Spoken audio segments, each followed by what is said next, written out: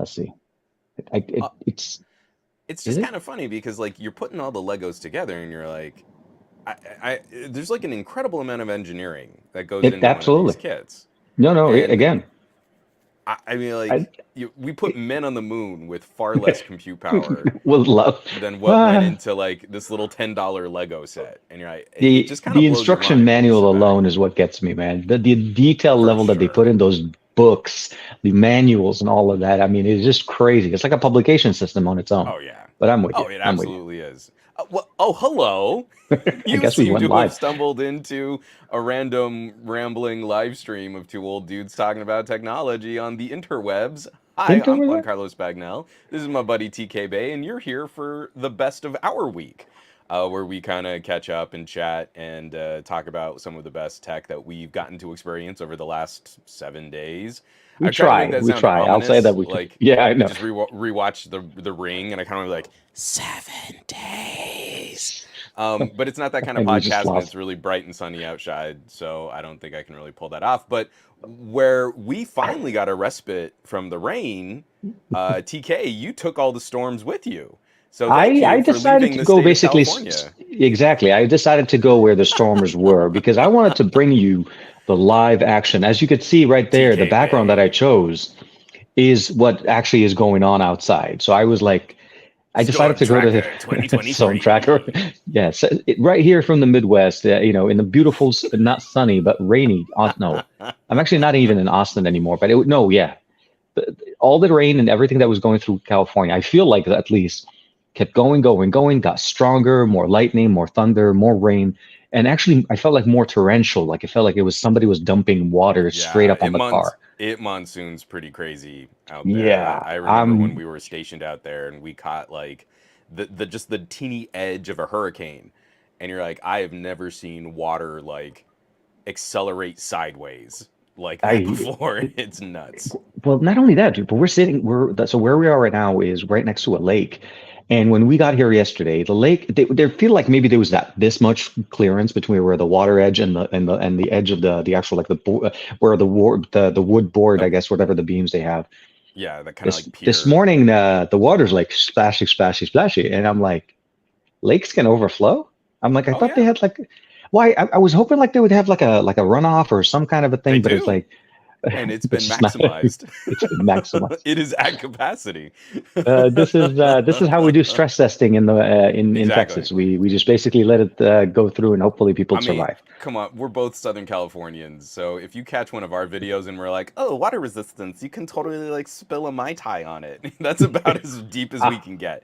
It is very different if you oh live in a my super God. humid climate with like monsoon season, because Absolutely. I get that, this is the and it's first like year we've had anything close to that in the 20 years I've been living in it was California. So, consistent weekly rain, weekly, daily. I mean, we were have like 2 to 3 days every week for months, yeah. and we finally are getting some sun back home. And I brought all the rain with me here to Yep. Texas just I'm to make so sure they glad you got enough. left. Normally I'd be like, "Hey dude, I miss you and we should be like go grab a burger or something." But now I'm like, "I'm glad you're gone." I see what's going on. I see what's going on. Juan doesn't want me to come back, so I'm going to see what happens when I come back over the weekend. Watch the weather predictions Right? change We're gonna get suddenly, really aggressive at the border, asking you if you have fruits or vegetables. We're not or gonna weather let you back systems. in, So right? is that a weather system in your bag? Because I don't think we can bring you back to Oh California. no, We've had no. enough. You're gonna. Can you pull your car over to the side, sir? Can you pull your car over to the side, sir? And then it's all over, and you'll It's just do all over. remotes from now on, and it's fine. Yeah, no, no. But would that be on the side a little bit of? I mean, it's actually pretty fun. It's nice. I spent a couple of days in Austin. I'm actually a little bit closer to Houston now for a couple of Yeah, days with the family. Kind of, we wanted to stay a little couple of days.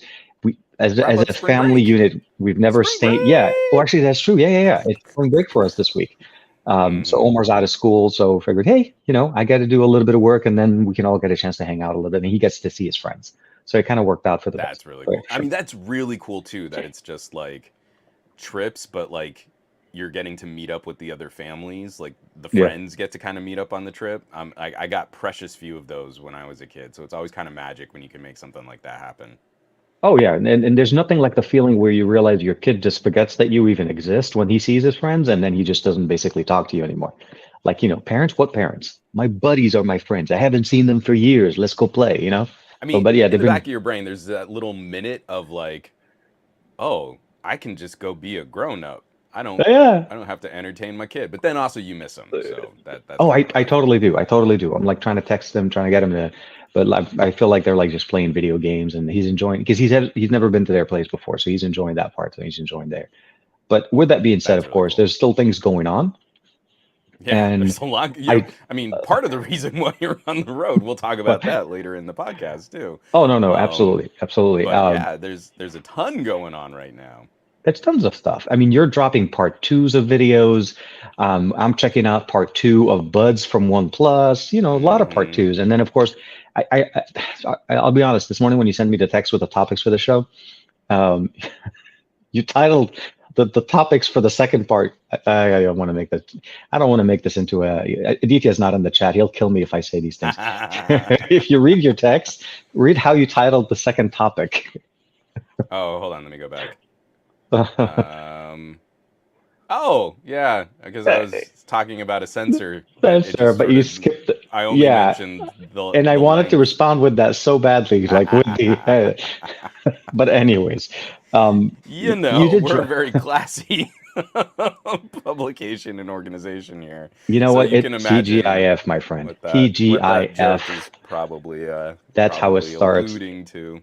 My mindset is still, yeah. I really do. Hopefully, one of these days we'll be able to get Aditya back on it. It's always. Try to keep my mind out of the gutter. But no, so you did drop a video, and I did get a chance to catch that second part of the video Yeah. where you're talking a little bit more about the 1-inch sensor. I feel like it's a good starter for us because to this point, and I don't have the phone. I guess of course it's on the other side of the room. Um, I've actually been using a couple of these 1-inch sensor type phones with me on this trip. So obviously the one that you're holding, the Vivo X90 Pro, and of course, and then but not that Xiaomi, but the other I have the the 12S Ultra. I'm holding to this, and I might ride well. out So just you a little heard bit about more, Leica but though? Sorry. So did you hear about the Ultra yes. being coming? Okay, so we could talk So about that after. Yeah, so yeah, we can also mix that in too. But and I might write up like a strategy why I'm doing this the way that I am on yeah, yeah. the Patreon. But it's I really want the Oppo, I really want the Xiaomi 13 Pro, but I'm waiting until we get any kind of word as to what might happen with the Ultra. And I feel I like the Ultra, yeah, depending on what happens, it might be the Oppo or it might be the Ultra. That might wrap up my premium tier camera coverage for the year. yeah. I really have to be careful not to try and spread out, like let's do 30 different camera reviews and they're all 40 minutes long on every single phone that comes out. And I want to highlight something that I feel will be boundary pushing. And Yeah. right now, it's either this rumored Xiaomi Ultra or it's the Oppo. The Oppo is doing some really exciting things that I think we can follow up on. And Really. especially after a couple Um, software updates, because that's usually when I wait to produce oh, yeah. And my they've been video until we pushing get an that. update. Surprisingly, Chinese edition Oppo phones get quite a bit of updates. I feel like way more than international models because I typically use their international models, but then when it comes to foldables, with the exception of the flip version, it's always been a Chinese edition version of the device. And I Yeah. see the consistency of the updates that they push out. And so Oh yeah. the Find X6 Pro, I think I got 3 updates since I've had it, but I've had it prior to public availability, and now they pushed out Hmm. another one.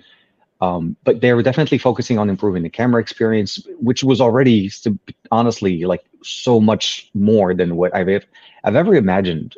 As we talked about it before, having a device like this, I, like they really, and again, this was meant for China. I don't know if they would release it in that version if it does become available internationally. Yeah. But they're getting the best of the best, the cream of the crop, basically, of everything that's coming Well, out. and it's also just kind of a point of pride. It's like their home turf device is getting this kind of Absolutely, support, absolutely. Yeah, yeah. I'm not and knocking it. I understand why. no, Yeah, yeah. it's This good. isn't just. Yeah, yeah, yeah. But it is. I think it's one of the concerning factors of the way that we're kind of framing some of these larger political discussions, some of these Hmm. larger economic discussions. Countries are That's kind of true. pulling back from some markets. No one is going to send a new phone to the United States right now because it's just going to show up and die if they don't spend $1 billion marketing it in one fiscal calendar year. But the crux of this and why we keep getting lit up, and we've mentioned this so many times on this podcast now, Yeah, there is something unique. There is something exciting happening in smartphone camera tech when we see these boundaries being pushed. And it's one of the yeah, reasons for why sure. we've also been a little, I mean, for myself personally, I would say I've been a little frustrated, but I've also been there's like a little bit of apathy talking Hmm. about the content creation capabilities of phones coming to the United States, that it's starting to feel stagnant. Um, I posted I, something on the Patreon. It was kind of a maudlin letter about the Note 23, but I had to seriously go back and recut the script on that because I read through my first draft and it was almost exactly the same as the script that I had written for the Note 22, just a little less happy. And I'm like, man, I don't want to have to shoot the whole same video over again. And just I was swap actually the talking with B-roll, Barry man, about it. and voice over everything. No, Every time you well, say I was S23, you talking to just like, Barry about that, and we made a yeah. joke like, what if I just cut out some of the sections of my Note 22 video and reshot those and see who noticed? But that's kind of mean. I mean, No, like that would have that been a kind of perfect video for April 1st. Like you were like a few days later, but I mean, you could have done it ah on April 1st and then posted then and see the comment and say like, see how many people fall for it, right? Like, well, Jermaine, got me with the whole his Mi 11 Ultra cracked right. display thing. And it is because it hits me very deep. I Oh know yeah. people that have damaged their devices, so that was too believable for me. So for that, congratulations, Jermaine. You got me on April 1st for that. You hurt our souls for a second. I Um, right so, there. but Yeah. instead, I kind of took it a little bit more like journalistically. It's more of a camera conclusion, and it's Yeah. more of a kind of an editorial just on where I feel the state of all of this is. And then you pick up a Vivo X90, you pick up one of these ultra premium Xiaomi's. I'm sure you're having a blast with that Oppo, and Oh yeah. there's something photographic about those images that we have never seen before. The low light performance is something we've never seen before. If we really want to talk about something that feels fresh, and it's Yeah. not just a marketing gimmick, it's that. But I Yeah. also wanted to kind of pair. I still very much believe that, like any other tech thing, we don't sell high-end, super hardcore workstation grade gaming laptops to octogenarians who can barely operate a web browser, right? We Yeah. don't saddle students with super rugged police grade, military grade equipment because that's too expensive for a student to use. We give Hmm. them an inexpensive Chromebook. Typically. Um, we have this idea in every other section of consumerism that you have different categories and tiers of products for different people. And we can broadly talk about phones. Your phone has a stylus, it's a productivity phone. If your phone Hmm. has an active cooling fan built into it, your phone's probably a gaming phone. Gaming phone. We Yeah. can Yeah. draw these dividing lines much better than I think tech reviewers often just comment as phones that just do phone things. We can divide this up. Yeah. Camera, camera is the same way. There are cameras that specialize in a very simplified kind of pull it out of my pocket, push the shutter button, put it back in my pocket, and that's Hmm. it. And that might be the only photo you take with your phone that week, right? That is a very simplified, streamlined point and shoot kind of experience. You are not the same audience as people like TK and I who will roll around in the dirt to get the right angle on this one thing of this one particular part of their frame because that's the image we have in our brain to compose that photo. So those Yeah. tools need to be discussed as the different kinds of solutions that they are. And I still genuinely believe if you've got a smaller sensor pixel, it is probably going to be easier for you to get the image you want. If you're doing that pull it out of pocket, push shutter, put back in pocket, simplified, streamlined experience, you're not going to want one of these ultra premium mega sensor phones. I think that will actually make it more difficult for you to get that snapshotty photo that you want. And so I'm trying to broaden this discussion, but I got to tell you, even in the comments that I'm getting, it's very difficult to get a bead on what part of the message is really breaking through. Because a lot of people start hearing things like 1 inch camera sensor, they don't have access to one. They've seen some of Yeah. the photo samples, but you're looking at like, you're probably looking at this on like social media posts on your phone, which is the Yeah. worst way Compressed. to really look at Oh, something absolutely. Yeah. Yeah. Yeah. No. photographically. No. No. No. Exactly. And I feel like too many people are still looking at the promises of the 1 inch sensor with the same kind of skeptical eye that Hmm. we had with other like I mean I'm throwing Samsung under the bus here, but 200 megapixels is kind of a niche gimmick. it is hyper specific where that mode really draws out more detail, and it really doesn't resolve much more information than a 50 megapixel sensor phone can in similar conditions. So What? Yeah. you're putting a lot of marketing on a big number that doesn't really deliver much Well, for and I also the feel like main user.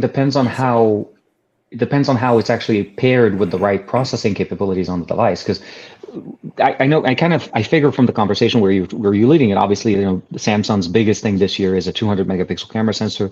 Um, and that's the biggest push that they're trying to leverage, and they're trying to get the exposure of like 200 megapixels is better than 108 megapixels as opposed to Mhm. the 64 megapixels, and of course Right, and the 50, and or the right. 50s or the 48s or the Oh, do you remember insert when we all of the only other. had 48 megapixels? Remember, Oh, 48 was like, oh my god, 48 megapixels, and then they're can you like, even wait a like minute. see 48 megapixels anymore? You need like 4 times as many And when megapixels. 64 came out, like 64 makes 48 looks like garbage. You need 64. But the reason why I'm kind of leveraging on that conversation is that not that long ago, a few weeks ago, I think Xiaomi also released another device that they've also featuring a 200 megapixel camera sensor in there. But it was a Redmi. It's a Redmi Note 11. Yeah. Redmi We've Note seen, 12. Oh man, is it the 12 or the 13? The Redmi Note. yeah, we've seen the 200 on a No, couple of yeah. like entry level to mid-ranger So, phones.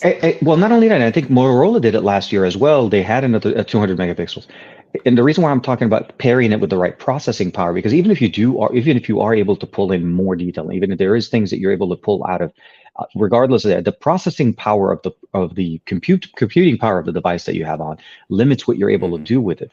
A device like Sure. that can't shoot 4K; it shoots a 1080p resolution video, and then you're capped at that experience when you're looking and it's not paired right.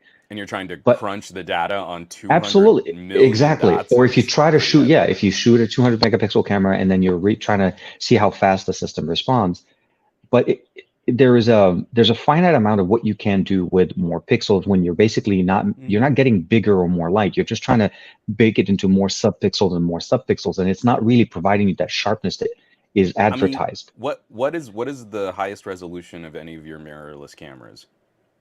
I think it's like what 24 was the highest that I have. I think on the S3, or is it 16? I want to say it's No, the I think it's the 24. Asus. Yeah. Yeah, yeah, 24 is the highest I've actually, and it's been 24 for quite some time. Like even the newer ones Yeah. are not trying to go higher. So why do we think it is that Sony, who makes some of the most analytically crystal clear, sharp glass for their lenses that we have in the current camera manufacturing sphere, why is it that we haven't seen Sony put out a camera that puts out 8 times more resolution with that kind of glass? Then we Yeah, yeah. say, but Samsung can do it on a tiny smartphone sensor and put a lens on there that can properly resolve 200 megapixels worth of data. And this is where I'm kind of coming back in. I feel we make these big, bold, dumb marketing number claims, Yeah, yeah. and then consumers are kind of like, well, I mean, it's kind of, you do get more information. Like, there is a little bit Oh, better clarity there. Yeah, I mean, that's great, but it's not really gonna change much of how I use my phone. It's kind of a gimmick. And then especially when it's anything pixel bin else, down to 12 or 16 megapixels. Yeah. but anything else that another company puts out is gonna be viewed through the same skeptical lens now. Yeah. So you do shoot on a 1 inch type sensor, and if you have any eye for composition, and I'm saying like if you do more than pull phone out of pocket, push shutter button, put phone back in. I made this joke before, but if you pull phone out of pocket, adjust angle, tap to focus, and push shutter button, you're already doing better. Yeah. You're already doing more than the most average user Exactly, point exactly. and shoot photography. And so even when I was trying to discuss some of the cons, like there are some challenges when you're shooting with that shallow of a depth of field on a fixed aperture, fixed focal length setup. Yeah. That introduces challenges. It's not a one-to-one, everything just gets better. It changes how you compose your shot, and it changes your expectations for what your end result will be. But even in trying to produce the cons, I'm trying to show like this is formidable. It is Hmm. doing something that if you are uneducated in the area of photography in general, you're going to see things you have never seen before. and it's gonna change how you hold your camera and how you hold your phone. So that's kind of the bookend of part one and part two. And part Hmm. three is gonna focus a little bit on that. Is Okay. composition for a 1-inch camera is different. I think differently when I'm holding my 12S Ultra than when I'm holding even a really, really good camera phone, like even the OnePlus 11 Yeah. or the Xiaomi the regular 13. Xiaomi 13 has a great camera Actually, sensor I on was it. about to say, yeah, even the It's so 13. good. Don't get me wrong, the 13, the Pro and the 13 are somewhat different than as far as the camera setup, but still both are very good Yeah, cameras, and the they're device are great. super, absolutely, yeah, So it really is like we've got to talk about a spectrum and we've got to talk about phones that do some things better. I don't yeah. lean on my Sony for the most aggressive image processing, low light capabilities, and HDR. I lean on my Sony for the absolute fastest, never gonna miss it, eye focused, autofocus, and that crazy 4K 120 frame per second Oh my video. God, yeah, Like yeah. Only one on the we've market got now. to be They able, take the for win, sure. they win the award there. Yeah, but I mean, but again, that is a very different style of photography than a Pixel. And a Pixel 7 Pro is one of the best streamlined, pull it out of your pocket, get a great juicy image kind of phones. You can't go anywhere with that. It's a Pro that stops before you get to any of the Pro stuff.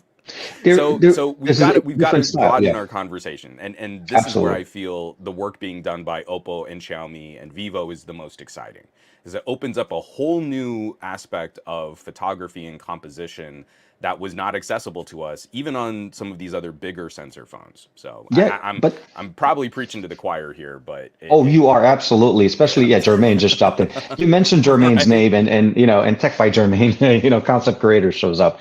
But I do want to say before we get too far in there, I want to say good morning and thank you very much for everybody for hanging out with us on this beautiful rainy slash sunny, Yeah, it's because gorgeous that's right how now, we're and the doing sun it. is just kind of cresting like that big mountain. I'm getting that orange glow on these pine trees over here. The Yes.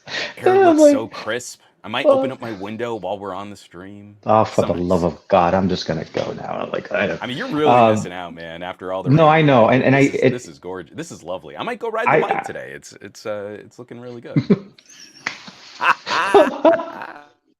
So Juan's not soapboxing today. So Juan's basically just, I'm just sharing all the twisting the love and all knife. the sunny, yeah, absolutely, yeah, man, definitely making it more of a grudge. But for me, I ever since the end of last year when I saw, I mean, I didn't get a chance to play with it, but I did get a chance to see how much, some of the output that you got directly from the 12S Ultra. The 989 for me has been a somewhat of a like a I don't want to say the unicorn, but at the time there was really very few devices even that had it. I think it was Japan had a couple of devices in there, Sharp had one in there, and the 12S Ultra was primarily the other one. Yeah. Then we saw what Vivo was doing with it, and we both Hmm. got a chance to play with the X90 Pro. And from that moment, the moment I played with the X90 Pro Plus in January, I borrowed that for one day, then got the X90 Pro, which did keep that experience. This is the biggest thing that I enjoyed out of there. I understand the secondary lenses, but for me, I literally live with one sensor on the Vivo X90 Pro. For me, Hmm. that phone is a specifically purpose-used device because of the capabilities that it's able to provide me, especially when I'm trying to create content with this device. Because to me, I treat it like a camera. I treat it as if Yeah. this is a DSLR. I don't treat it as a smartphone. Obviously, it is, but from that moment and then seeing what Xiaomi was able to do with the 13 Pro with Leica and bringing in some of those aesthetics, and then of course seeing Oppo it was totally out of left field. But obviously I expected Oppo to try to experiment, but I didn't think they would go in this route. I'm really excited for this year and what we're able to Yeah. get. And this is the biggest thing. But it is, as you said, it won't be for everybody. I can't hand my son a 13 Pro or the Find X6 Pro and expect him to be able to enjoy it the way I am enjoying it. He's Yeah. more of, he has a composition, he has a shoot, and in his experience in taking photos, he's probably better off with a Pixel 5a or a Pixel 6a, Sure. and the 7 Pro I may be think even a overkill. lot of people are. It's just setting Yeah, the right expectation, and I think it's worth now bringing up in the conversation. I mean, like I mentioned this in the part two of my video. It's like, yeah, let's say you've got a relative who's pretty good at taking some interesting shots on a smartphone, and you take the smartphone out of their hands and you put a Sony A7 in their yeah, hands. Their output is going to be demonstrably worse. And they're not going to take better photos with the more expensive camera. They're going to take worse photos for being horrifically unfamiliar with that platform and that hardware and how to really use it. And so Hmm. this is the educational opportunity that we have. There was another story that came out. Gen Z is all about these old point and shoot cameras, and it's the aesthetic of photos and all that nonsense that influencers like to kind of espouse. But there's a kernel of truth in that so many of these influencers are shooting full auto from their phones, and then Yeah. they're picking up a point and shoot camera and it's in green box mode and they're shooting full auto from the camera, and the camera makes a decision like, hey, let me throw the flash. Well, the flash on a phone is pretty mediocre, but the little xenon burst that comes from one of these point and shoot cameras delivers a much more dramatic hard light silhouette kind of subject focus. Yeah, yeah, And so no, the now shadows are that's much more pronounced though. Yeah, you're right. Oh, and like the contrast is It's clear. significantly higher. You Yeah. can definitely see. Yeah, Um, yeah, but again, we're just talking about an influencer moving from shooting on the selfie camera of their phone to shooting on a point and shoot camera. And the thing that they don't know is full auto to full auto, the camera throws a flash. Like what they're really wigging out about is lighting, but they haven't been taught or educated about any kind of content creation or any type of photography or video work or anything like that. And it's just the trial and error of, oh, I got this one Sony Cybershot and it's real good for this aesthetic. And you're like, oh, but I like this Canon PowerShot. And it's a bunch of people that are just trying the auto modes on all these different cameras to see which one delivers the kind of flash and exposure that they prefer. And you're like, you could have been doing something similar with your phone, but you yeah. were only ever using the selfie camera on your phone. Like I've had those kinds of conversations with Issa. Also, it's like there's a huge chunk of consumers where the only camera sensor that ever really gets used is that front-facing camera It's the sensor, and front-facing camera, exactly.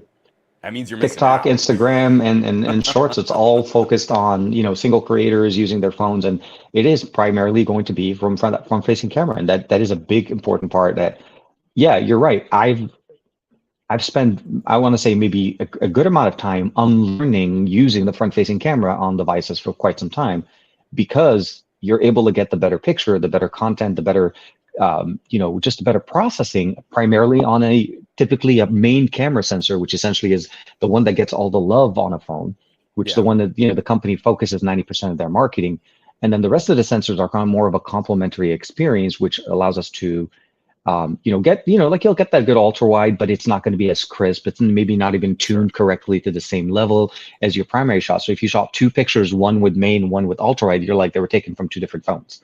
You wouldn't even know that they were taken with the same one. So, And so yeah. and I think like I pulled up this comment from Gabaletta. He Oh says, yeah, I yeah. saw an article a few days ago where Gen Z are realizing that its dedicated camera takes better pictures than your iPhone. Who would have guessed, huh?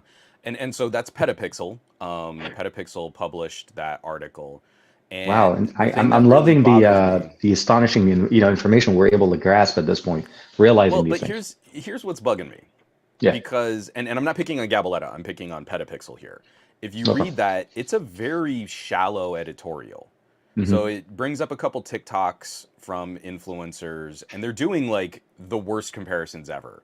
It's like, here's a photo from my iPhone, and it's like her on the beach facing away from the ocean, but like backlit and in silhouette, and you can tell it's like from a selfie camera. And here's the photo from the real camera, and now it's her with the ocean behind her throwing the hard flash at sunset. So you see all the rich colors as like the sun is like kind of hitting the horizon. And you're like, you didn't take the same photo. You took You obviously, wildly different you images with obviously a wildly different You did the right exposure. work to compose the picture correctly for the tool that you're using with, and that's how people need to understand. Yeah. But here's what's bugging me is if someone were to take a rear camera selfie from an iPhone 14 Pro, the Okay. iPhone 14 Pro has a sensor on it that is, it's gonna work a lot of these in-demand point and shoot cameras. Yeah. A lot of influencers are turning, it's like it's just the flash because it's not the image sensor, it's not the optics. I don't know if you remember back in the day when we would slum it on power shots. Those things had like 1/3 inch type sensors. And yeah. And now even an iPhone is an order of magnitude better sensor hardware. Obviously, without all the lens and optics and all that stuff, like we don't have the super zooming telephotos on our phones. But man, you line up a shot and you will get a better shot Oh, from, absolutely. yeah, from like a Galaxy Note or from an iPhone Pro or from a number of these other phones. Like the sensor that's even in an Xperia 1 Mark IV is bigger Oh, than a absolutely. lot of those point and shoot camera sensors were. Sony proves the point of more megapixels don't mean better pictures, especially Yeah. with the Xperia line. But what I mean is that Petapixel editorial is focusing on just the commentary coming from the influencers about how camera better than smartphone.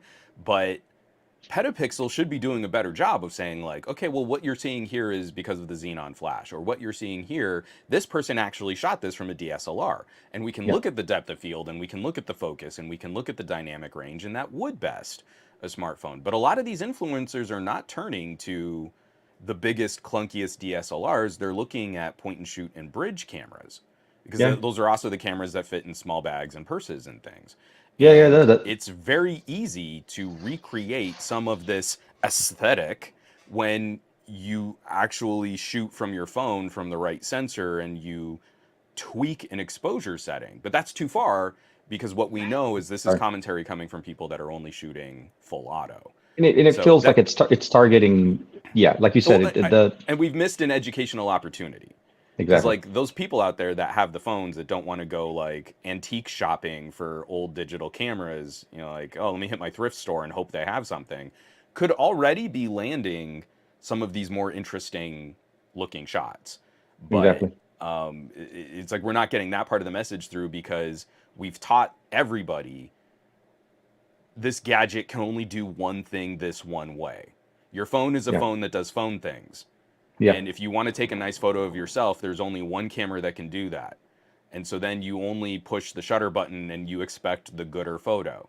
And we haven't broken through to all these average consumers that like, no, this pocket computer can do a lot more. I guess we're just going to keep selling one gadget to do one thing. And now the one gadget that can do the one thing is a standalone camera. And you're like, okay, that's actually good. But if you go and buy that standalone camera for this fad, and then you go back to shooting from your phone after a week, you just It, created more e-waste. You know? no, no, and but not only that, I think typically that even the consumers that are doing this, they probably wouldn't even want to jump up to that level. Or trying to basically, they look at it like I can already do it on my phone. It looks already kind of okay, but I want to be able to learn better. It's still for the purpose of what we're trying to do, yes, it's hard to unteach people that look, using your device and treating it like a camera. Like, when you see Samsung saying this entire video was shot on an S23 Ultra, I know, Apple right? says this entire movie was shot on an iPhone. Yes, it's an iPhone with like thousands of dollars of hardware that made it possible for the iPhone's computing Yeah. process capabilities to shoot and give you that color. Then it was rendered and obviously it was shot in ProRes and it was edited down to look the way it looks. It's not the auto mode out of the iPhone that shot this video. And this is what I feel like we're missing in the Yeah. conversation. It's all that supplemental, like you said it in your example, hitting an auto mode on front facing camera, but then not using the flash correctly. And then you're using a Xenon flash on a camera and set up the composition. You yourself, when you use a camera, you start learning that your approach to photography with a DSLR is very different. Your brain changes the Yeah. mechanics. Like, you switch a slot and this is how you think with this. And we need to start treating our smartphones this way. And this is where I really like, we're selling $1,000 phones, or we're trying to promote $1,000 phones, $1,200, $1,400 phones to take basic pictures, to Right. take, to go on TikTok. That's not right. You need to buy the tool for what you need. Sometimes it's an A series, sometimes it's a Pro series, and sometimes very small, it's an Ultra series. Well, and the flip side of that too is, you get an article like Petapixel, and the reason why I keep wanting to pick on Petapixel is we can assume that the majority of their audience are people who are interested in photography. So Mhm. this just becomes a lazy confirmation bias for them too. Because we're Yeah. not really educating influencers. Influencers don't read Petapixel. We're not really influencing the audience of influencers, because the audience of influencers watches influencers. They don't read Petapixel. And so then it just becomes a round of back patting. So it's a really Yeah. shallow editorial saying camera better than phone. And everyone in the comments is going to cluck along going, yeah, that's right. I have a phone and I have a camera and I never use my phone to take pictures because I have a camera.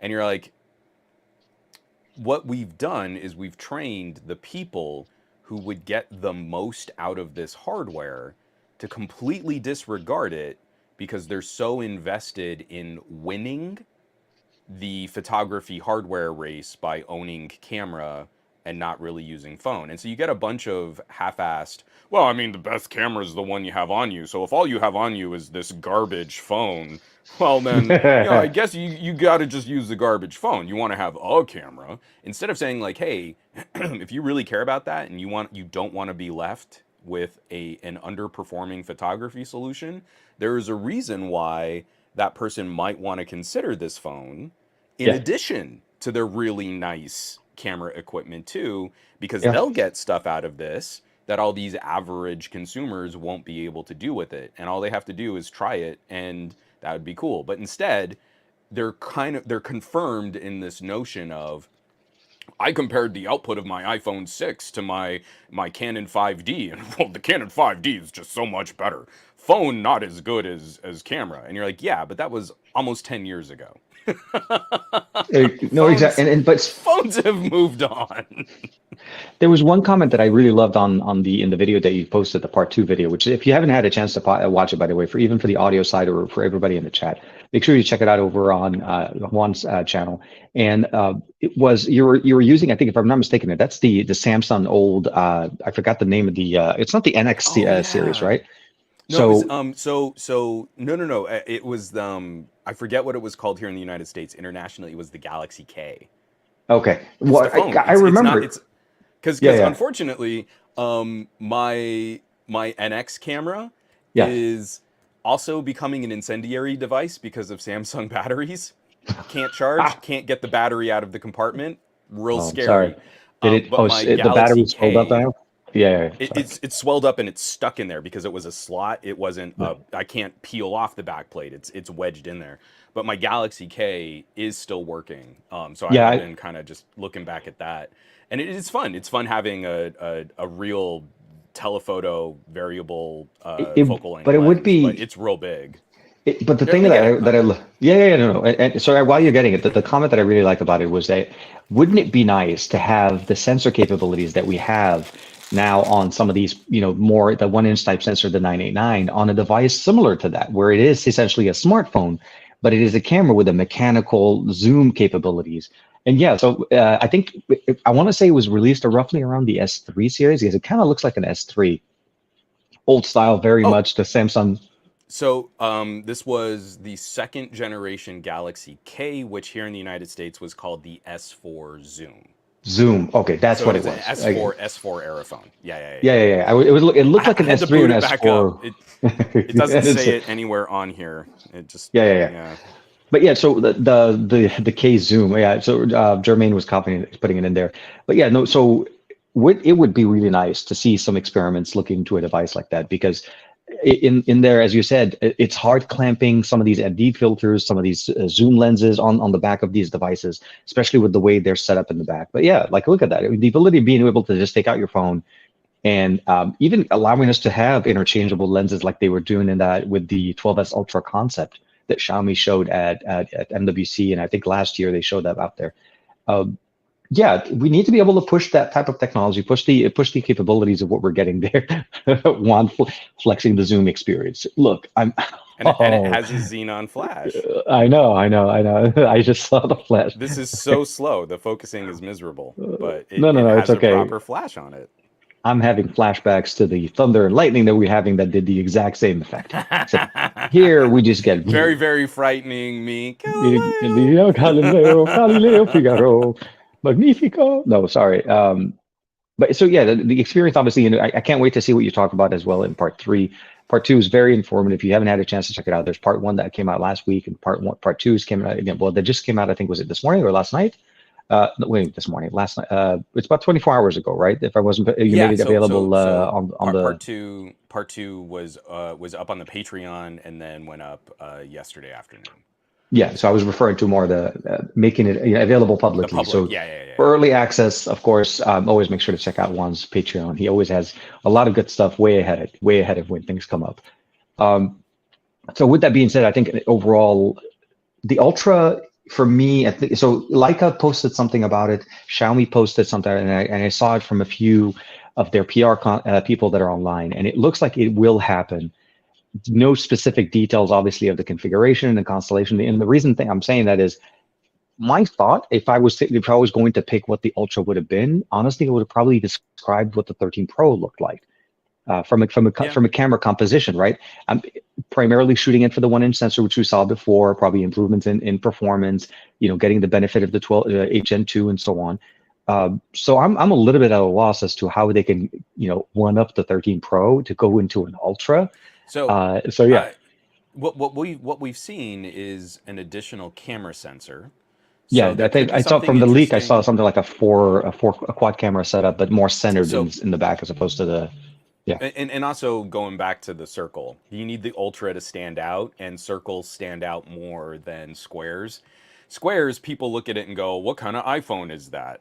Um, so the main rumor, and I know Barry's been real hype about this. The main rumor would be the ultra gaining some kind of variable aperture. So a 1-inch Oh, sensor with the ability to stop it down would be awesome sauce. Like that would be like what we incredible. saw with The Sony's Xperia. with the Xperia. Or Yeah, yeah, or if they can pull it off, I mean Huawei, the fluid variable aperture on a yeah. smaller sensor is really good. I mean, what they've been able to do with was the P60, I think, stops down to f1.4. I mean, no, sorry, Oh it yeah. starts at f1.4 Well, and stops down to like what, f6, f5.6, something like that. okay. Um, and it's fluid in that range. You can hit any aperture within that range. That would be really impressive too. That would be surprising to me. I don't know how much I really believe that rumor is going to pay off this year, just because that is some significant engineering of moving parts to put into a phone. But Yeah. even if they just went to a quad sensor arrangement, Oppo blew the doors open on telephoto and ultra wide. Oh my God. Like, Yes. we finally have an ultra wide that matches the OnePlus 9 Pro, and we have a telephoto that's in a class all to itself. So if we Yeah. went 1-inch type sensor, 1 over 1.56 for the ultra wide and for the telephoto, and then we went to a smaller, like a 1/2-inch sensor for a longer zoom, like a 5 times telephoto, that would give me an ultra experience over the Xiaomi 13 Pro. That to me Eh, would be enough to call it an ultra, but then the icing on the cake would be, can we do all that and then also give us a variable aperture? That would be pretty huge. No, no, no. I absolutely. I think a certain part of me also wishes that the technology that we saw in the concept one from OnePlus would actually start making its way into certain devices. Like remember that the ND filter, like the active ND filter with the glass, the ability Oh of changing that. gosh, yeah. Because one of the things you pointed out in your video, obviously, was the ability of being able to compensate the amount of extra light that we're getting with a 1-inch sensor in video specifically, not in photo, in video Yeah. specifically, would be to put in an ND filter. And the only phone I've ever seen to this day that has done an Is that amazing concept? implementation of that Yeah. is that concept. It was controlling the amount of light coming in. And to me, it's like the solution is there. The technology has been proven, and I don't know why we're not doing it. You know what I It's mean? Like expensive. absolutely, but we're already talking about upper echelon type of devices. We're not talking. Yeah. The Ultra is not going to be for everybody. The 13 Pro is not for everybody. The all of these devices we're talking about, they're very much a niche-based experience, and we're getting more and more specific. It's an expensive phone, but again, it's not a phone you stumble into. I love the comments Hmm. when people say Xiaomi's going in. When the companies are starting to charge more money for devices, I say look at the tech that you're getting.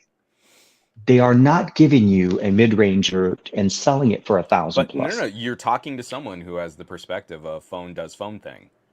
Oh no, absolutely, and I think it's You're a very much stuck. There's no specific. way. There's no way to rationalize them out of that It's because, hard. That's why I try not to yeah. when I. It's hard for me to jump into a conversation because I realize it won't move because I think it's a premise of where they're coming from. But I Hmm. also look at it as, we always come up with we want a better phone. We want better Yeah. technology. And when we do see the companies put their technology in their devices, we need to also appreciate the fact that, a 989 is not the same price as a 766. Sony's not selling the 989 for $200. You understand the components in a device that companies buy. They're sold on a SKU level. The 989 Yeah. is super, very specific experience. The fact that the concept phone from Xiaomi has two 989s in it is already a miracle of it on its own. But the fact Mm-hmm. is that device, if it was sold easily close to 2,000, then it would be $1,000. For sure. You have to understand, and then I think the reason why I always leverage OnePlus, because I love that timing of when OnePlus was experimental, kind of like how Oppo is a little bit in certain aspects. Yeah. OnePlus was trying to they had the McLaren experiment, they had the colorway that they were used to do all of those, and I think we're starting to see some special colors in different markets, but we don't have a Yeah. Thunder Purple anymore. No. That still holds its own little presence into OnePlus history. And then so the experience with cameras and everything going on, I don't want to make it sound like the whole show is all about that, but I seriously get very passionate about it because I love the outputs. I love the content that we get out of there, and Oh especially yeah. if you like to correct and you want to be able to shoot in RAW, or you want to be able to just get a little bit more editing into it. You have these capabilities, and you have such a good source to come from. Mm-hmm. I was when I was at during the early in the week when I was with John Deere, the Yeah. 5X6 Pro was literally the only one I was shooting with. The only other reason I Oh shot yeah. with something else was because I needed 360 video, and that was the X3 from Insta. I did not. I mean, I had my Pixel with me, and Pixel are, like I said, there's a Yeah. lot of capabilities in there. But for what I needed to shoot and with the When you content I really was need to trying to lean on produce, it. yeah, and I'm sure Barry can echo with me on that. Once you go on it, when you start using it, and then the ability of jumping between the main, the secondary, and the third, the ultra wide and the telephoto, and you're like, they're all good.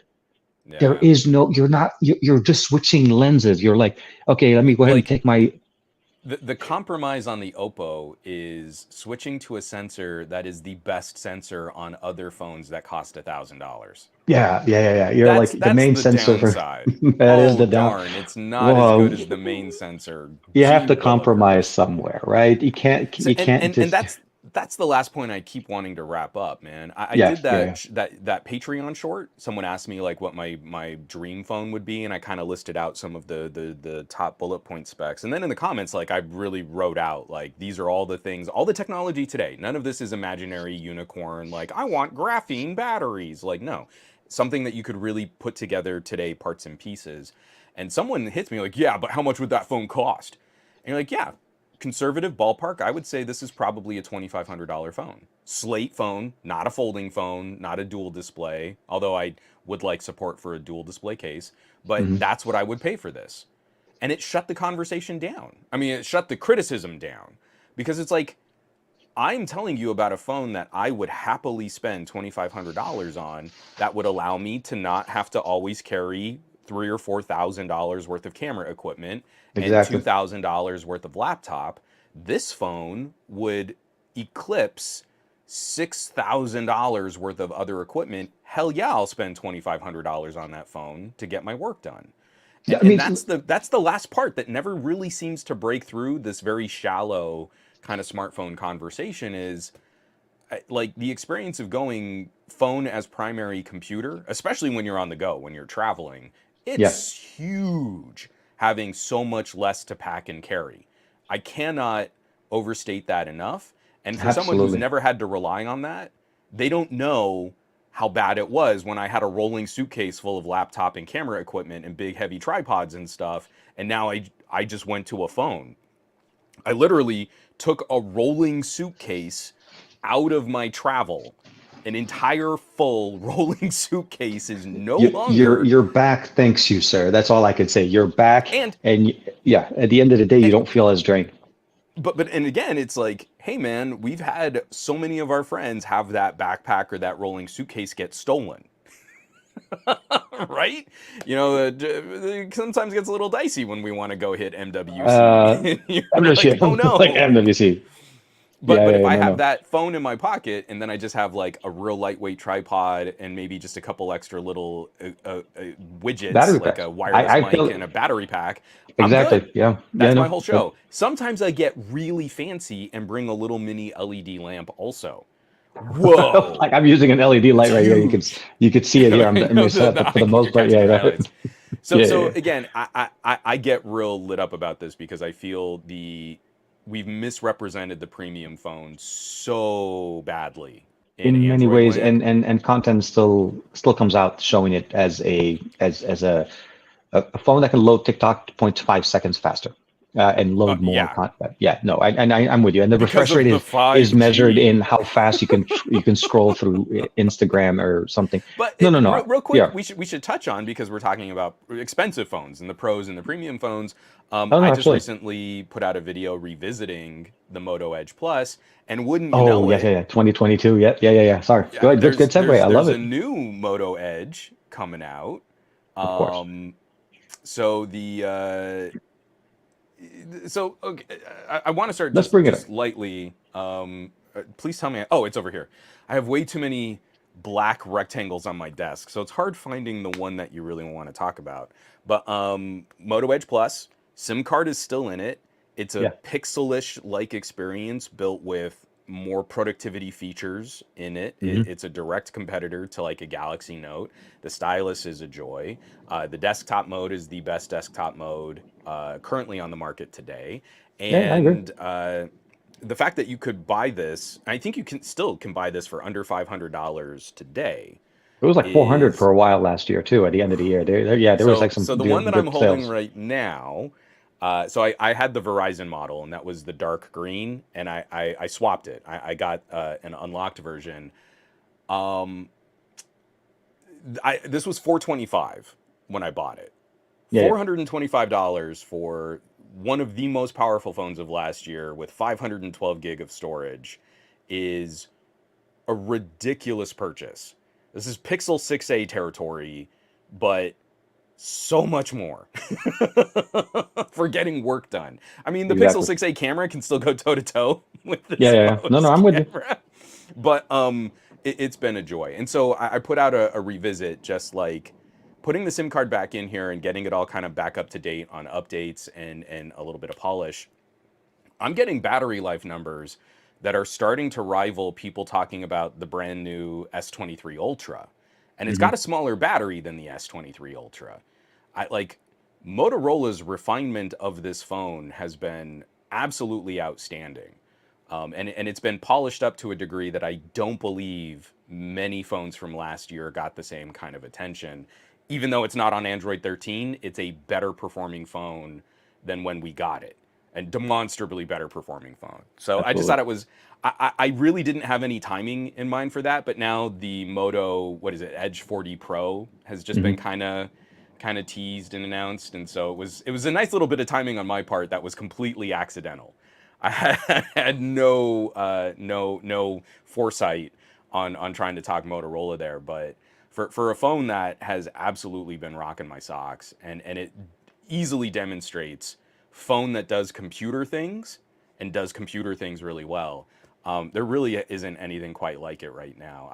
I worry that it's kind of LG fire sale territory, right? Yeah, But it right now, does. if you need a phone and you got $500 to spend on a phone, $500 goes a really long way on this device right now. Let me see. Hold on. I'm gonna pull it up right now. Edge Plus 2020. If I can spell Edge Plus 2022. So 499, 349 on. Oh, I'm not even sure. Okay, for Motorola US, they actually have a version. Oh, there's a 256 gig version of it as well. It's not just That's a the 512. Verizon. Yeah. Okay, yeah, yeah, but that one's like, I mean, if you're on Verizon, you can get it for 350 even. You don't even have to get the Oh yeah. 400 price. But yeah, no. So the device is absolutely, it's a powerhouse in its own right. And it features some of Motorola's better technology. Ready for me, first time experiencing it on it because I got a chance to play with that same. I think we both we tried Hmm. the Verizon edition of that phone, and it was. I love the implementation, the speedness, the performance, the categorization of how working is, and it gives you the different UI depending on what you want to do, so that it maximizes the experience. I think a lot of things are working there, and definitely one of my favorite UI and desktop mode UIs that are built in. And Android 12, like I said, if you have it updated to a good level and optimized, there's no, 13 brings in some improvements. There's no question there. but you could definitely do a lot more. And Motorola's UI is definitely a lot less. I'm going to say bloated, but essentially, it's much leaner than some of the other implementations that we've seen on the market. So very nice, Yeah. definitely very nice. I never picked up the stylus and the case for it because the time with it was so short. Yeah. But I'm kicking myself for not picking up. But I I'm sure I I'll be able to I, find one. I Yeah, rocked it long enough, and you're like, okay, the next time this phone goes on sale, because it dropped to like 499 at one yeah, point late it still last is. year, Yeah, and yeah, and I almost jumped that's the on it retail then, right and now. they're like, but I'm working on these other things. Let me just kind of slow play this, and then it hit 425, and you're like, okay, I need to revisit this phone again, and I also feel like some of this might be the radio management differences between the unlocked version and the Verizon version, because the Yeah, Verizon version it wasn't bad battery life, but it was not great. And I'm now at a point on the unlocked version on T-Mobile's network where a welcome light back to use T-Mobile, by day, the way. but I Yeah, mean, like, this yeah. this could easily be a 2-day phone. I Hmm. mean, if your needs are not heavy-handed, if you're not doing a ton of like video editing and stuff, like, this is not a difficult phone to run for 2 days, and it doesn't do that thing that the Verizon version did. And I bet you the Verizon version has also been similarly polished up, but I can't directly compare. But you would get Hot Pocket for no good reason. You remember, Hmm. like, a lot of these 8 Gen 1 phones at launch, like, you just be walking around and you're like, man, this phone is cooking right now, just updating stuff in the background. And that doesn't Yeah, yeah. happen on this version anymore. It is so much better behaved than where it was last year. That's So good. the Edge 40 Pro is out Yeah. internationally. There have been some reviews out. The updates are pretty modest. Um, Let's see if we can bring that. so Yeah. so Sorry. As you're if talking about we, that, let me see. I I'm mean, gonna if try to. actually, I can kind of screen share this too if you just want me to read GSM Sure. Yeah, yeah, yeah. Arena Yeah, off if you of don't mind. you. We can do that. Here, let me also just make this big. Was Do, literally do, all I do, was gonna do, do. I do, was about to do the do. exact same thing. Yeah. So, I mean, just kind of scrolling down GSM Arena, it's a very similar phone, but they are adding a telephoto sensor. So Hmm. there's a one A third dedicated. inch, two times zoom, which Hmm. helps. That's not exciting. That's not like a huge new kind of photography feature, but a 1/1.55 inch main type sensor. They're Yeah. now going to a 50 megapixel ultra wide, but it's one of those smaller ones. So it's 1/2.76. Similar camera performance, 4K 60, 8K 30. Updates to USB Type C 3.2, same OTG capabilities. It is going to a smaller battery. So Even 4600. Yeah. The Edge Plus was a 4800 milliamp hour battery. This is going to a 46, but it is doubling the charge speed. So Sharpie. And I'm The imagining it Edge will 30 sell was a maybe. Yeah. 67 watt, and now this is 125 watt. So you have the 8 Gen 2, which is a little more power efficient. You Yeah. you have a smaller battery, but it should last you about the same, Yeah, losing like and I think 5%. they're definitely leveraging the Gen 2 in there, which makes perfect sense. Yeah. And you probably, yeah, you're right. For the way the experience was with the 48 on the Gen 1, that 200 could easily be compensated for, and the Gen 2 has been performing tremendously well on almost every device on the market. Um, I think that was the number one thing I was really impressed, both on the 13 Pro and on what we get here with the Find X6 Pro, is that the Gen 2 has been amazing. And I'll say one thing, if there's nothing else, my wife's main comment that has been from moving on to the S23 Ultra, the Note 23 Ultra, Hmm. has been battery life. Like the battery doesn't die right away. Yeah. And she, and realizing obviously that her older phone was, obviously a few years older, the battery obviously may have had some degradation in it and so on, but it still is a big improvement that I've seen. Even when I was using the S23 Ultra as my device, it was definitely noticeable. And like I said, it's the Gen 2 has been refined. We've seen many generational TSMC's implementation is not only proven itself, it is the right way of doing it. And Hmm. for nothing else, I'll say is I'm glad that there's no Exynos edition of the Note 23 Ultra, that the Gen 2 is covering everybody, because Yeah. then it's a uniform experience across the board, and at least people Right. can enjoy the same Yeah, device again, I, I, very well. I, I, I am definitely coming at the Note 23 from the perspective of a North American who has almost Yeah, always had Qualcomm powered. I will happily acknowledge that this is a much bigger upgrade for Samsung owners internationally, not in South Korea, where they also used Qualcomm because it was better. No, So Qualcomm and so DualSim, but yes, no, yeah, they yes, have even that's right. better editions. Yeah. I just highlighting this again because the sort of suggested retail on this is very much in Galaxy S, sort of uh, S Plus territory. Yeah, Um, roughly the so same price too on the entry level. If you think about it, it was 899 yeah, last year for us. yeah. So Yeah, 800 right now, the Edge 40 from Motorola, 949 British pounds or roughly 899 euro, which it should be around $899 US. on or The about. Yeah, Moto the Moto Edge Plus launched at 999, but it was almost always on a $100 off sale. So it yeah, it was was right out the box technically 899 right out the gate, and then it very rarely was at full price on at full moto.com. MSRP. Exactly. Yeah, because I So remember Moto even focused that heavily on that, um, and then so actually this even is then at some point, yeah. no, I was just gonna say this is a solid fight because I would probably give Samsung if you can handle the shutter lag, which still Mhm. seems to manifest in on Galaxy phones. I would probably give Samsung the camera win over the Moto Edge, but almost everything else on the Moto Edge is gonna be better. Higher refresh rate display, substantially faster, like 3 times faster battery charging.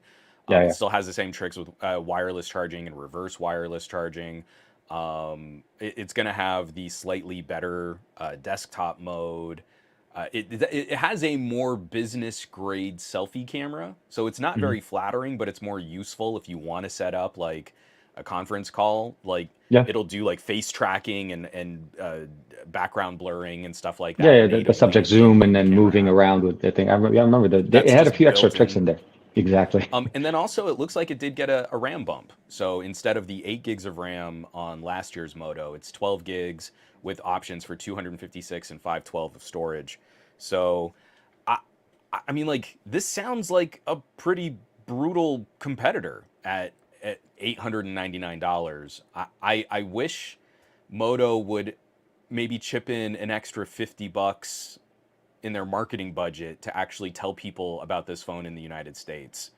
Because it's going to It, show up it, at carriers, it's going to be it pushed to the side of a table with a bunch of other cheap phones, it'll and no be one's going yeah. to know that If it's. anything, if history repeats itself, it'll be available on Verizon initially, and then primarily, like you said, yeah, you'll see maybe a couple of inserts here and there, but then they'll move on, and the See, conversation stops being about what essentially is better for you. Yeah, Simon Says Hypno says it's 799 British pounds on Moto's site.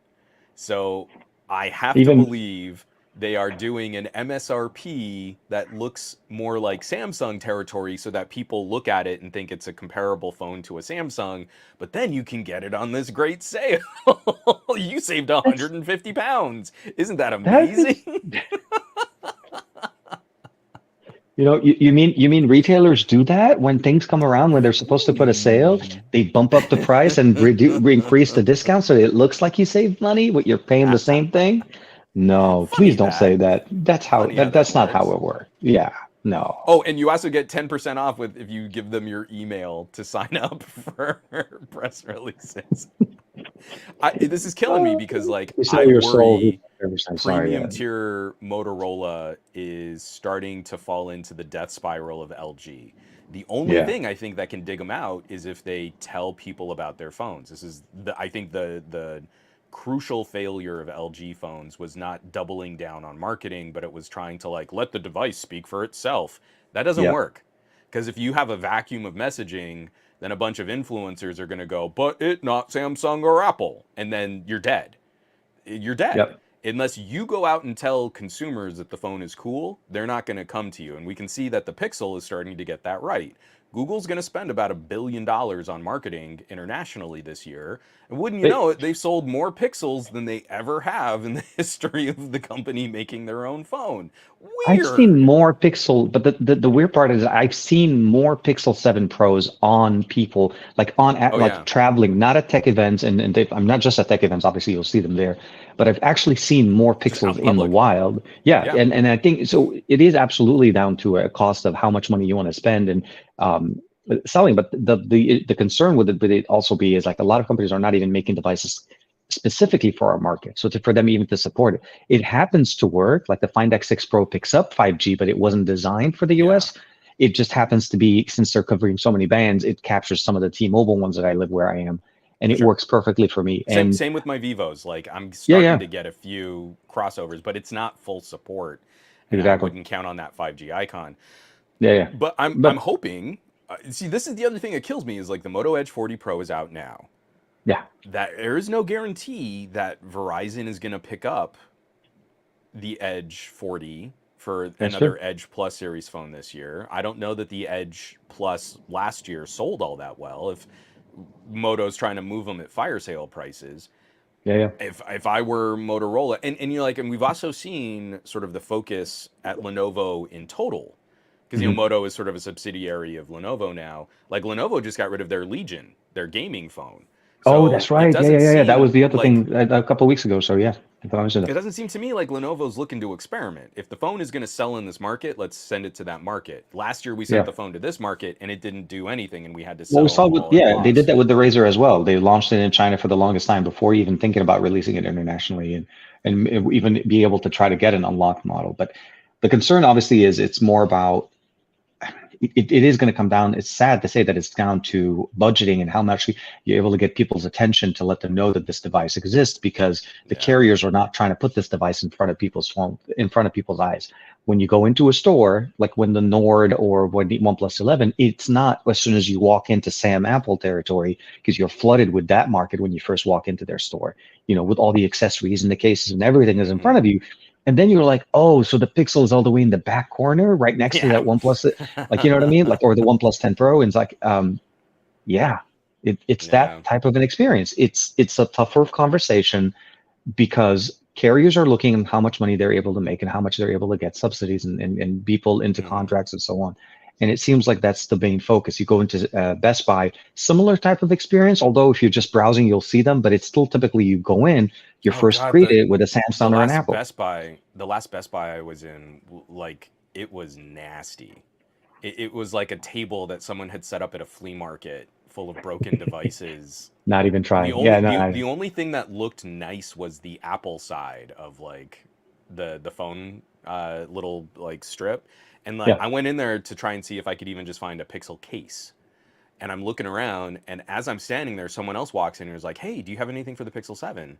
I've got one on order." And the woman's like, "Oh, I don't know," and literally just walks over to the same counter that he's at and just starts reading all the like he couldn't have just read all of the tags. And like, "Oh, I guess we don't."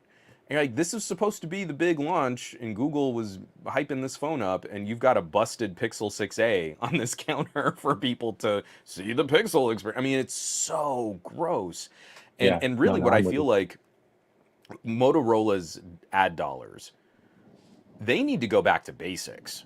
At this point, I would say take every penny that you would have spent on sending phones to reviewers and influencers and hire some nice looking kids to go to carrier stores and literally hold the phone in front of a little cardboard kiosk and talk to people as they walk in.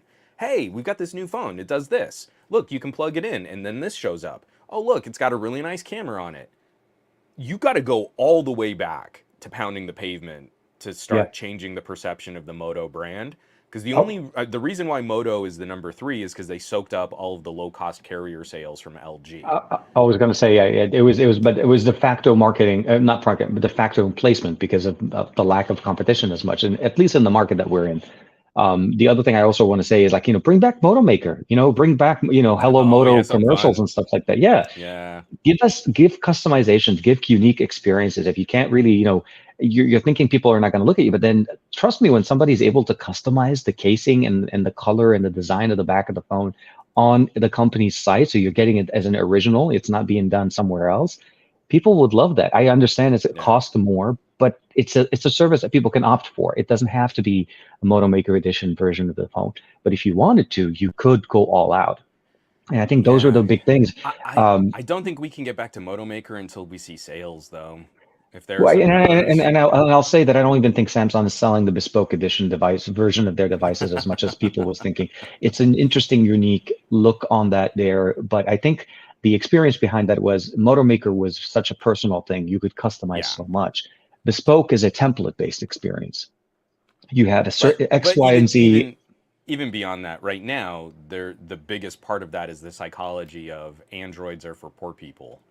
So you're not going to impress anyone if the I status isn't there. So I think you've got to go first to popularity. And if you can show that you can bump up the number of Moto sales year over year, then you can start talking about something that raises the cachet of the brand. But right now, I feel the best argument is look at the practicality of this device. This device does computer things like few other phones can. It does it the yeah, best. And using this phone, you could legitimately plug this into a monitor and replace an old computer. You've got an old yep, desktop and you still have the monitor and keyboard. You can plug your phone in and it becomes that experience yeah. for you It, directly it with all of the data that you get transforms first on as your you phone anyway. exactly. It transforms to whatever you So, needed to be, and make it into a product. But actually, now that we mentioned the Nord, I wanted to take a little touch base because yeah, we should no, talk no, about because you had we should the buds. Yeah. the Are they OnePlus your Nord. best buds? Okay, so I will be very frank. Sorry, this is when you go green with the color behind it. See, this is what with green screen just does not work. This is epic fail No. green screen. Look, It's pretty adorable though. Blink. So it's like, I'll hold up what am I holding mine here? and Tell me, what am I holding here? What am I holding here? No, nothing. some of the best earbuds of 2023. I think OnePlus has Still, done something really still, special here. still for me, yeah, like these are my favorites. They are in my pocket everywhere. Any phone and every phone I'm using. I mean, obviously they work great because I'm using them with the Find X6 Pro because the LHCC and all of their support works really good on them. What? But they work really good on my Pixel 7 Pro. The OnePlus Buds Pro, the Nord Buds 2. This is where you get confused. OnePlus Buds Pro 2 and then OnePlus Nord Buds 2. They're definitely low cost option. They're definitely more focused into the Nord experience of what OnePlus is offering. These are $59, brand new. Literally right now, you could pick them up. Going to be on Amazon, I think, in the next couple of weeks. So if you're waiting for those, the biggest thing that I loved about them is there's subtle differences, subtle improvements over what we saw last year. I think I'll say that's the biggest thing. The design's the same, the colors, a couple of colors that we have this year. Battery life slightly improved, still basically AAC and SBC. But the biggest thing I love about them is the device switching. I can switch devices now from between two. It's not simultaneous connection, but it is nice to have the ability of, let's say, if I was connected, let's say right now I'm connected to my to the MacBook, I can switch back to my Find X6 Pro easily without having to worry about it by just pressing and holding on it. And that to me added those little functionalities at that price point, bringing more of that premium experience a little bit down. Still, definitely a little bit more bass heavy. I feel like it's a little bit more pronounced, but it supports Dolby and different options. I'm not trying to give you like the full review. The video is on the channel. I think that Yeah, came out you should early watch the this week. video. I mean, that's Absolutely, kind of the much point. better there. And we're talking on them this whole entire video since the beginning, which is one of the other reasons why they're not in the box. If we can just, I can't put anything away from my face. Like, hey, look at that. It's I the love magic it. trick. Nothing here. Um, Whoa! You just made that I'm, disappear right before my eyes. It's look, magic. one, two, whoop, and like right there. Bad magic, bad magic. Please do not take any of these tips. And if you reference me, please do not at me anywhere. Well, Um, I hope someone just turned that into a GIF because that was the best magic trick I think I've ever seen. our video production budget is going downhill ever since. No, I'm just kidding. But yeah, no. For me overall, I think it's been it was a pleasing experience. These are actually now my wife's. She's enjoying them as well. As we were coming over to Texas, she forgot her earbuds, and she was like, "Hey, do you have any extras? Did you put whatever?" I said, "Try them. Let me know what you think." Yeah. So she's using them with the Note 23 Ultra. Obviously, they work great. The beauty about the fact that it doesn't have LHDC, not that I don't like LHDC, I prefer it, is it makes it a little bit more compatible with multiple devices. Yeah. Like you switch to an iPhone, you switch over to an Android, that experience stays the same. AAC is supported across, Right. and it makes it less of a, oh my God, my sound went for all over the place, right? Like, so those are the biggest thing for me that I like. It's a little more flexible in it, and it works for her. And I think the battery life up to 36 hours is really nice. So, not a Yeah, lot they to look say solid. because they're simple, they're easy, and they do what they say Yeah. they're going to do. You know, Well, and just and the way and we like it. this is a difficult part of the market where we've got a lot of just really good, inexpensive, average 59, consumer, yeah, $59 get mainstream you, the audio. sub I mean, 100 because it's market is so big. Yeah, yeah, the sub $100 mark. I mean, like I've got operas in front of me. I've got Soundpeats. I've got earphones. I mean, like the it's there's a lot in that space, so it's got to be difficult to kind of stand out. To me, this is now becoming more what company can advertise their attach rate. yeah, So you go to OnePlus and you buy a OnePlus phone, and these are the earbuds that the OnePlus makes to work with their phone. And I think that's exactly. really this consumer psychology trick. I feel like anyone who's a little more discerning, that's a much smaller slice of the market. So you go to Google and you buy your Pixel and you get your Pixel buds, right? Exactly. Yeah, yeah, yeah. You go to OnePlus and you get your OnePlus buds. You go to Apple and you get your AirPods. Now we've got to see, can these companies expand the conversation, where someone who maybe has a Galaxy phone might look at some OnePlus buds to staple those two experiences together, because that could be a benefit for the right consumer. And then Exactly. outside of that, also stand down the competition from all of the third party audio brands that we know that are making good stuff in this space too. It's a very, very ruthlessly competitive market right now. So I Way, mean, again, way it's like more.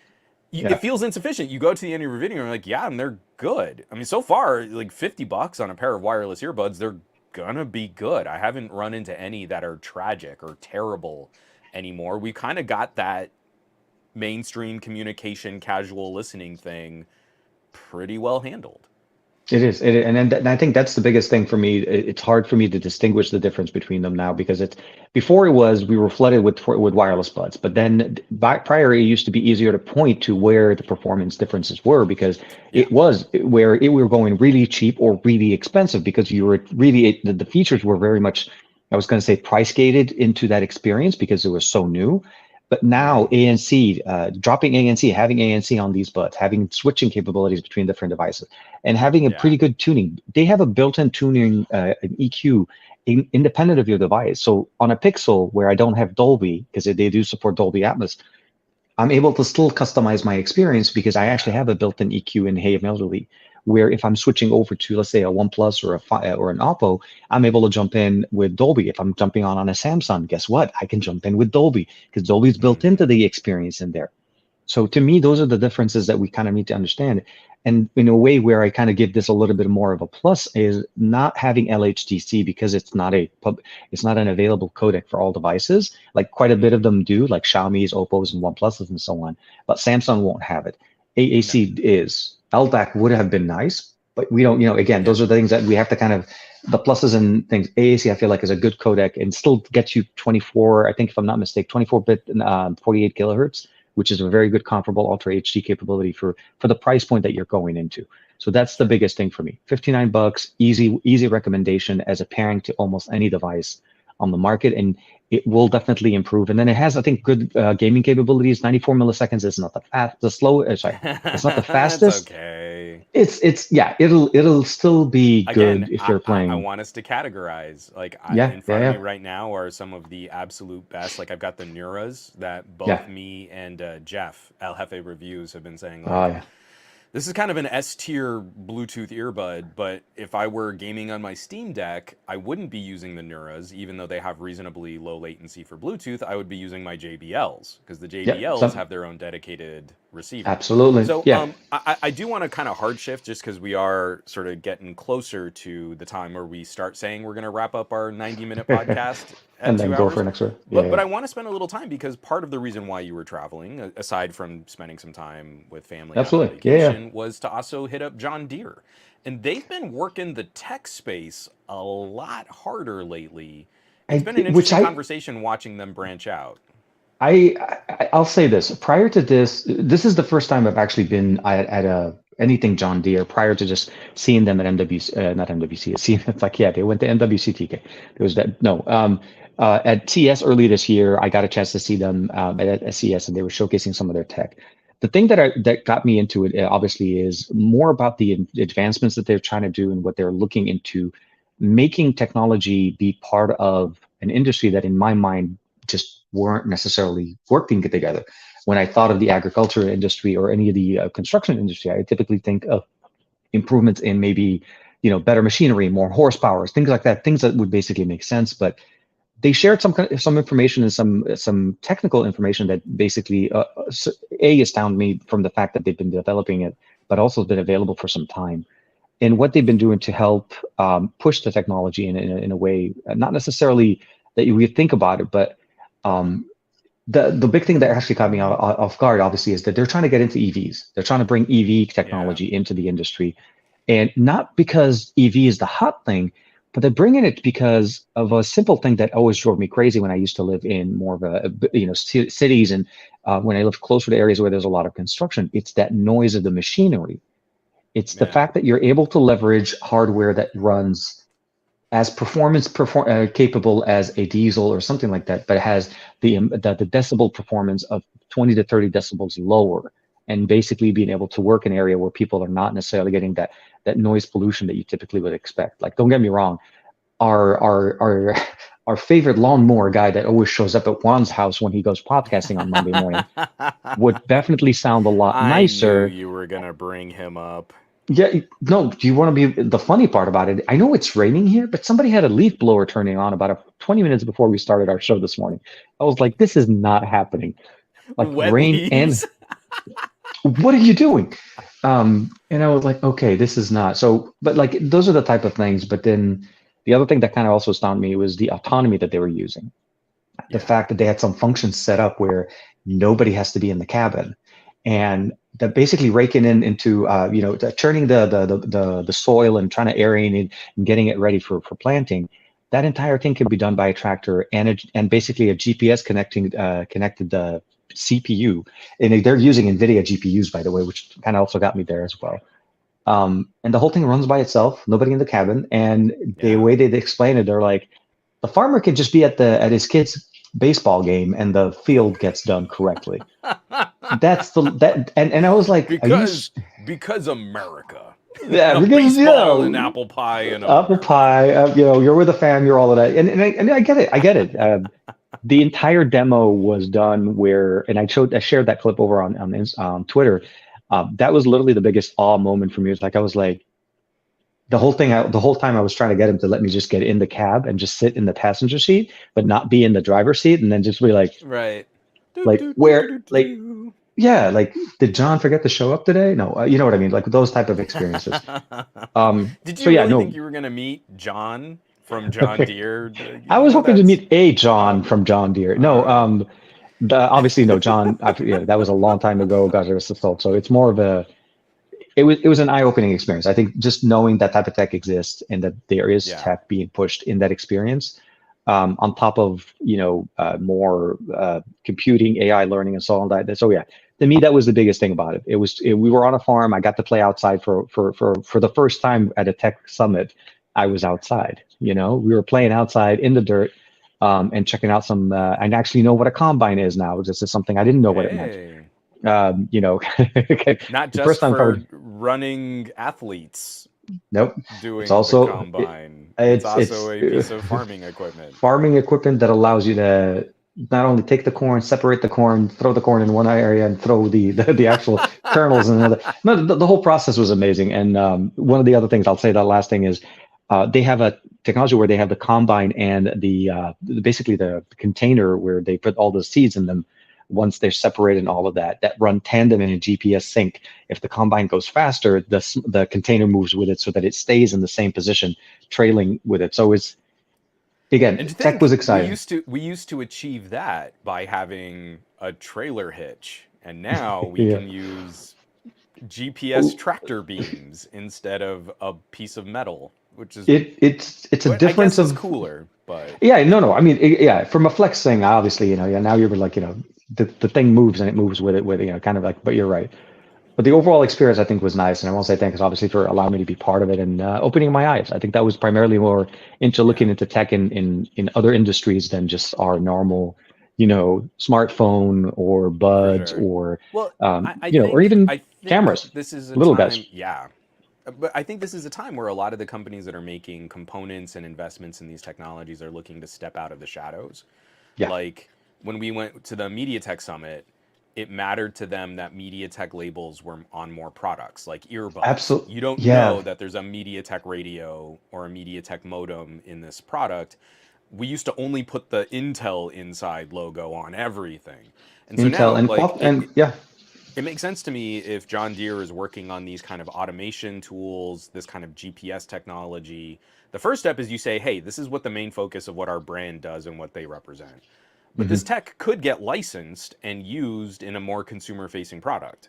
And Yeah. if The you hope is don't yeah. have that relationship or that kind of publicity, then I think there's a corporate benefit to consumers knowing what's in their stuff. And so Yeah. now I think a lot of companies are trying to take that step to sort of more broadly reach out and say like, hey, you know us for tractors, but your self-driving taxi might be using our GPS system or something like that. Yeah, no, no, and I think that was the biggest thing. And the one comment they said is they've had the capabilities of allowing the plower, the tractor with the plow to go more of a straight line for almost 20 years, way ahead of having self-driving, cars or like the Impress quick thing. Apparently, I didn't Sure. realize I could have gone to the farm 20 years ago and gotten the same experience. Like, hey, So I that's don't pretty have to be in cool. there. Yeah, no, no. But it made it so that part of it was also kind of like how we're able to be able to be here in Texas and experience go to Austin, going to close to Houston and so on. So a lot of things different. I'll say is definitely an eye-opening experience. And again, looking at tech in different fields always makes you appreciate that. Like in a company like NVIDIA, for me, Hmm. we know them as like mobile technology. We've had them in tablets, we've had them in TV sticks, NVIDIA Shields, and so on. And Tegra has been there for quite some time, and you realize that it could power more things than just your smartphone or these type of experiences. And having GPUs, I was joking around with one of my friends. I was like, "Hey, man, I wonder how much you could mine on those things when we were able to mine." Because they had like 16 different NVIDIA GPUs. I'm like, "Can you run crypto at the same time?" But yeah, no, it was that would Mining have while been you're farming. Mark D for the win. That's the I love next it. level. John Deere Yeah, into that mining, farmers cryptocurrency. missed their window on crypto. They could have been doing this all this time. Absolutely, Who man. knew? That's the way to do it. No, but yeah, no. I think that kind of gave me a little bit of an interesting. So I'm trying to put together in my mind what I can do to actually have a little bit more capture. I shot a lot of 360 videos, and from like really nice angles. Like at one point, I put the camera at the end of the boom, like the see and spray that they had, and it bounced. It actually hit the ground for a little bit, but the camera's fine. But it gives you that interesting look of looking at the tractor from the eye of the boom all the way at the end, and just seeing how the experience is going. So that type of tech. But yeah, so we'll see how I'm able to put something around that. That should be Um, fun. yeah, no, definitely. And if we're able to go out today, I'll get a chance to enjoy Texas a little bit more. But we'll see. We'll see how things go. I think overall it's been good. Nice. Well, again, I'm saving some of my political ire with certain brands and companies Yeah. and No, I definitely echo issues that. befalling our industry. More just what you were saying. It is kind of interesting when you get that firsthand example of what the company is trying to achieve, and then understanding that like there's a team of engineers that are working in this one section of a company, and then there are people who do the marketing, and then there are executives, and then there are lawyers, and they're like Oh, it absolutely. is a more nuanced and more complicated conversation. So Yeah, at I least did getting not to see meet the the entire insight company. from one side of it, the tech Yeah. side of that can still be a really cool sort of topic to showcase. Even if Juan is known for being a huge cranky leftist, soapboxing, rambling politics kind of guy, I'll save that for a more appropriate podcast conversation later. I love it. No I love it. reason. No. You walked that line very, very fine, my friend. No, no. About as awkwardly as I possibly could. As So the best way we can end as we try to end the show so every yeah, week. you're We try. you're you're wrapping up some travel, but do you Yeah. have anything else coming out this Um, today or over the weekend or anything like that? if I'm able to put something out this weekend, I really would wanted to put out the video on the Razor Edge. I've been wanting to finish it. Yeah, Yeah, I got sidetracked with I thought I was I'm going to right have there more with time you. during the week. Yeah, and Yeah. then having the fam together and we're spring break and so on. So it may end up being pretty much what I put out this week, and I may just maybe put a couple of shorts in there because I feel like some of those viewing angles are still cool enough to show. So I may put out something with the Insta360 content. So maybe a few shorts coming out tomorrow, and since today is Friday, I'll try to see what I can do. But for the most part, trying to come back and start, focusing. I mean, back to work, back to Monday will be back to Too normal. many phones. Too many It phones. is, Yeah. and I've been with the Find X6 Pro being that I'm using it all the time. I'm also I want to put together a good approach there. I'm working also on the Honor Magic 5 Pro. That also has been proving. I got a really big update about a week or so ago that wiped the phone, so I've kind of had to restart working. They said it was a big update, but I never, even in the update itself, it didn't say anything about wiping the phone, and it did. It was such a big thing. It was that a new phone. So a lot of the stuff I shot at MWC, I wished now I had turned on auto backup, and it didn't. But either way, so we'll start fresh, and as you said, Southern California, beautiful sun. We'll be able to go out and enjoy some of the beautiful scenery. So hopefully, for sure, that'll be the focus at least for the next week or so. So this afternoon, I'm getting the Note 23 camera conclusion up on the Patreon. So that will be up this afternoon. I'm right there with you. There is still something really interesting to talk about with the Razer Edge that I feel the sort of bias against Android gaming is kind of filtering over into a multimedia tablet that I think more people should be paying attention to at the price that you can buy it for. There's a price to performance to focus conversation that I think a lot of people are missing on that Razer Edge. Maybe a little less so on the 5G enabled version. I know that's what Verizon and Nvidia, they like, Razer and not Nvidia. Nvidia doesn't. Well, I mean, I guess Nvidia it's would Qualcomm. want you to do game streaming. Yeah. But It's Qualcomm the T3X and Verizon are really wanting to plug 5G for things like NVIDIA game streaming and Microsoft Game Pass. My brain had that as part of what I was trying to say, and then words came out of my mouth that didn't do a very good job of expressing that. But, so I'm going to be probably putting out another sort of loose comparison video talking about Razer Edge next week. And then I'm also going to be putting out that combo video on the Vivos, the V27 versus the V27 Pro. Just because what we can do with a mid-ranger SoC right now is absolutely stunning. And these phones are hilariously inexpensive for how nice they are. So I've got like a lot of that kind of content all kind of getting stapled together to see what we can kind of wrap up, because I am not getting stuff finished as fast as stuff is coming in to produce more crazy. videos on. It's crazy. And the reality is, obviously, they're going to be coming up soon anyways on some of the summer releases and so on. I mean, MWC kind of got a lot of stuff, and that was the end of February and so on. We had a little bit of a break, and then Xiaomi drops a whole bunch of, Redmi Notes. And then, it just, the story is going to keep getting better. And of course, I can't wait to find out more about the Ultra, the 13 Ultra from Xiaomi, because we've been waiting 2 years now for an international, and it sounds like it's coming I'm sorry, not inside. It is coming internationally, so it sounds like it's going to be we don't know. Again, well, no. So that's one of their PR people did say it's saying, but that doesn't mean anything until it's really here. I believe that there was gonna be a Vivo refresh that never materialized. The 12S Ultra, I believe, was also rumored to be an international release at some point, and that never manifested.